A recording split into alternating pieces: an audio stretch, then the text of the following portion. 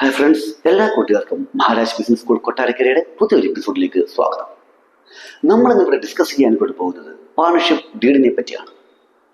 എന്താണ് ഈ partnership deed? ഒരു പാർട്ണർഷിപ്പ് ബിസിനസ്സിനകത്തുള്ള പാർട്ണേഴ്സ് തമ്മിലുണ്ടായിരിക്കുന്ന ടേംസ് ആൻഡ് കണ്ടീഷനുകളെല്ലാം എഴുതി തയ്യാറാക്കുകയാണെങ്കിൽ ആ എഗ്രിമെന്റിനെ പറയുന്ന പേരാണ് പാർട്ണർഷിപ്പ് ഡീഡ്. പാർട്ണേഴ്സ് തമ്മിൽ ഭാവിയിൽ ഉണ്ടായേക്കാൻ സാധ്യതയുള്ള കോൺഫ്ലിക്റ്റുകൾ തടയുക എന്നുള്ളതാണ് ഈ പറയുന്ന പാർട്ണർഷിപ്പ് ഡീഡിന്റെ പ്രധാനപ്പെട്ട ലക്ഷ്യം. ഇതിൽ ഏറ്റവും പ്രധാനമായി നമ്മൾ ശ്രദ്ധിക്കേണ്ട കാര്യം, പാർട്ണർഷിപ്പ് ഡീഡ് ഇല്ല എങ്കിൽ നമ്മൾ എന്ത് കാര്യങ്ങളൊക്കെയാണ് കൺസിഡർ ചെയ്യുന്നത്.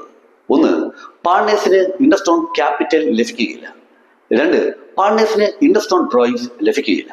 മൂന്ന്, പാർട്ണേഴ്സിന് സാലറി ലഭിക്കുകയില്ല.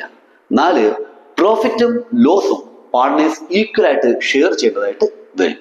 അഞ്ചാമതായി, ഏതെങ്കിലും ഒരു പാർട്ണർഷിപ്പ് ബിസിനസ്സിലേക്ക് ലോൺ നൽകുകയാണെങ്കിൽ അതിന് 6% പെർ ആനം നിരക്കിൽ പലിശകൾ ചാർജ് ചെയ്യേണ്ടതാണ്.